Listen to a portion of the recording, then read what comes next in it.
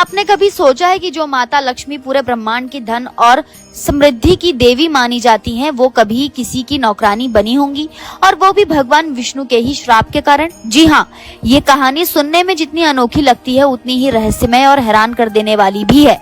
ये सिर्फ एक पौराणिक कथा नहीं, बल्कि उसमें छुपा है जीवन का एक गहरा संदेश, अहंकार, प्रेम और धर्म के संतुलन का। चलिए आज हम आपको सुनाते हैं वही कहानी जिसमें माता लक्ष्मी को मिला भगवान विष्णु का श्राप और कैसे वो बन गई एक साधारण स्त्री की दासी।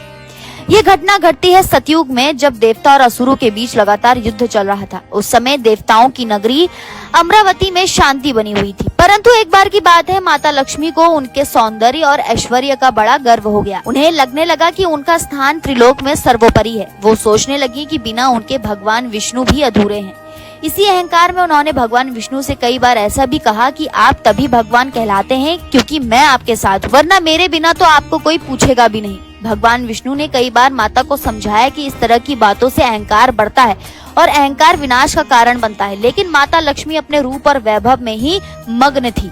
एक दिन जब भगवान विष्णु ध्यान में लीन थे, तभी माता लक्ष्मी उनके पास आई और बोली, प्रभु आप तो केवल योग में लीन रहते हैं, सारी सृष्टि में मेरी पूजा होती है, लोग लक्ष्मी लक्ष्मी करते हैं, आपकी कोई विशेष पूजा भी नहीं होती। इसका कारण ये है कि मैं आपके साथ हूँ, वरना आप अकेले क्या कर लेते। भगवान विष्णु मुस्कुराए और बोले, देवी आपका महत्व निश्चित रूप से है, लेकिन उसका मूल्य तभी है जब वो विनम्रता से जुड़ा हो।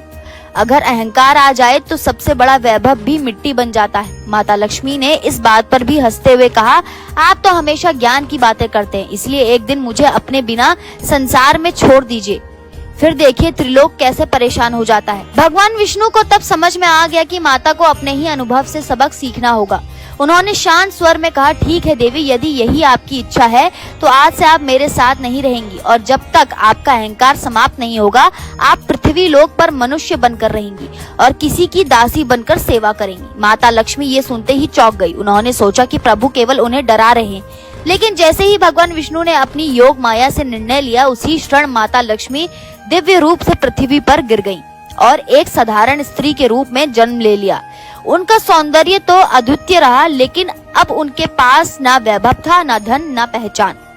कुछ समय बाद उन्हें एक धनी स्त्री ने अपनी सेवा के लिए अपने घर बुला ली। माता लक्ष्मी अब उसी के घर झाड़ू पोछा, बर्तन मांजने और चूल्हा चौका करने लगी। उन्हें दिन भर मेहनत करनी पड़ती थी और बदले में मिलते थे सिर्फ कुछ बासी रोटियां। वो जो स्वर्गलोक में अपार वैभव की स्वामिनी थी, आज उन्हें पानी भी मांगकर पीना पड़ता था। यह अनुभव उनके लिए असहनीय था, लेकिन यही उनके अहंकार का परिणाम था। धीरे धीरे उनका मन टूटने लगा। उन्हें याद आया कि कैसे उन्होंने प्रभु को ताना मारा था, कैसे उन्हें छोटा समझा था। अब हर रोज जब वो थक कर बैठती तो उनकी आंखों से आंसू बहने लगते। उन्हें समझ आने लगा कि सच्चा ऐश्वर्य केवल धन में नहीं, बल्कि प्रेम, सेवा और विनम्रता में है। उधर स्वर्गलोक में हालत बिगड़ने लगी थी। जब माता लक्ष्मी वहाँ नहीं थी तो त्रिलोक की समृद्धि लुप्त हो गई।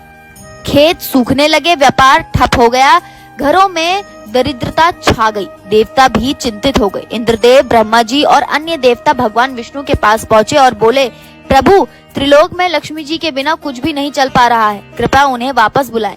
भगवान विष्णु ने मुस्कुराकर कहा, वो तभी वापस आएंगी जब उनका अहंकार पूरी तरह समाप्त हो जाएगा और वो अपने अनुभव से सीख लेंगी कि विनम्रता ही सबसे बड़ा आभूषण है।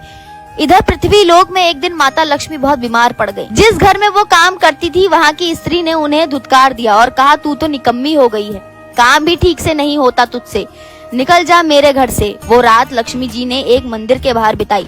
ठंडी जमीन, भूखा पेट और टूटा हुआ आत्मसम्मान।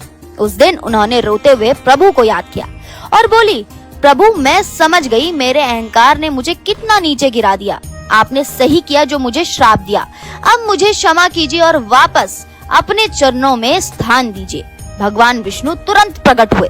उन्होंने माता लक्ष्मी को उठाया और कहा, देवी आपने सच्चा ज्ञान प्राप्त कर लिया है, अब आप फिर से त्रिलोक की समृद्धि का कारण बनेंगी। माता लक्ष्मी ने हाथ जोड़कर कहा, प्रभु अब मैं समझ गई हूँ कि सच्चा वैभव केवल धन में नहीं होता, बल्कि सेवा, प्रेम और समर्पण में होता है, मुझे माफ कर दीजिए। भगवान विष्णु ने उन्हें गले लगाया और कहा, आप त्रिलोक की माँ हैं, लेकिन माँ वो होती है जो अपने बच्चों के दुख में उनके साथ खड़ी रहे।